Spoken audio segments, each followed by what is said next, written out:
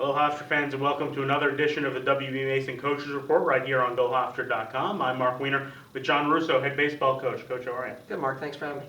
Let's go through that series last weekend against the CAA leading UNCW Seahawks. First on Friday, a 6-5 loss. Just take us through that game. You know, we got great pitching from Teddy Sillis. Really good. He came out, started the game. Thought he had really good stuff. Gave up a cheap run there with a pass ball. But then we came out and scored 4 runs. We got a 4-1 lead and had a chance to win and gave up some runs, back-to-back innings that got them the lead back. Didn't play the best defense on the whole weekend, but had a chance late to win it.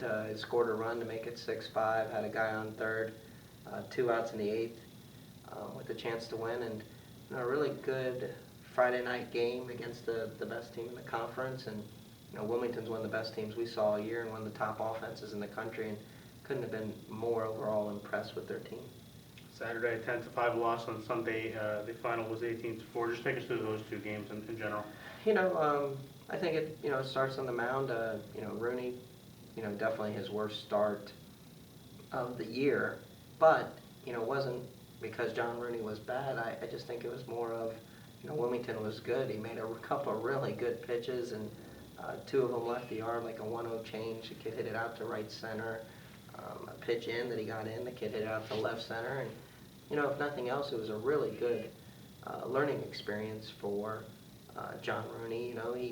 He didn't have his worst stuff, he didn't have his best stuff, but it gives him a chance to learn more about pitching, and I think John will really take from the outing, which is good. Sometimes he's had a lot of success lately, so to have this outing, he can learn from it, and I think he's learned all year and he's grown all year. I thought Andrew Monday pitched really well in relief and caught a bad break with made one bad pitch and it left the yard for a home run, and but he had 6 strikeouts in his 3 innings, and I think on the day on Saturday we had like 12 strikeouts, no walks, so it wasn't something of our beating ourselves, just Wilmington out-hit us and outplayed us.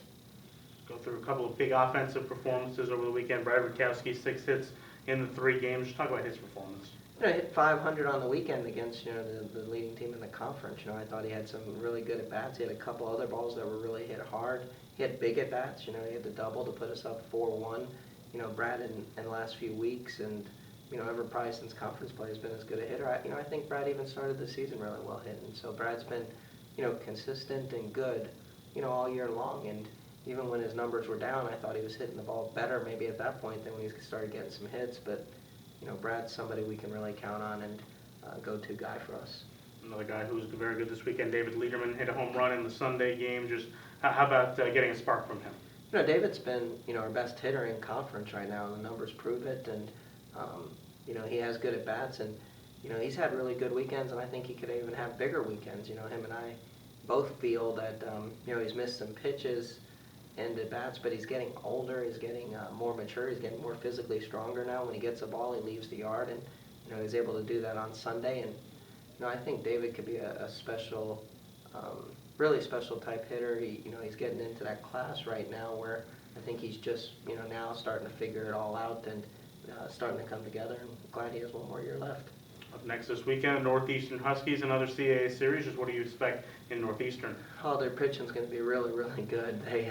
I think they're leading the conference with a 2.5 ERA, and Aaron Savali on Friday night will be a top 3 round draft pick, and he's the best pitcher in the CAA. And he hasn't had a bad outing yet this year. We were going through his stat line, and he's delivered every Friday night all year. He's got wins at Oklahoma and every place he's pretty much been. And then they still got Dustin Hunt on Sunday, and he'll be another top 10 round pick. We believe he's one of the best pitchers in the Cape last summer, and their Saturday guy's been really good. Overall they really pitch it. They really play good defense. They have timely hitting.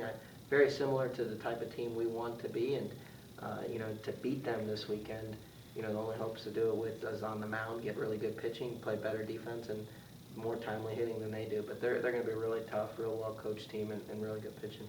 You've probably gotten through the toughest part of your schedule so far, got past the top teams in the CAA. What do you tell your team with 6 games left in conference? The goal right now is to win all 6, and we played really well the last time we were at home with Charleston. We've been on the road 9 weekends this year, and Just got off of back-to-back weekends of traveling back to North Carolina. That's been really tough, and really want to try to lock in this weekend. Get the first win. Play game one on Friday and win one at a time. Play one at a time, and then they got exams next week, and then an off weekend against Buffalo, and then finish up against JMU. And the goal is to finish strong and see what we can do. By numbers, we're still in conference play right now, and we just got to win some games and make ourselves viable. Head coach of Hofstra Pride Baseball, John Russo, thanks for the time. Hey, thanks, Mark. This has been the WB Mason Coaches Report on GoHofstra.com.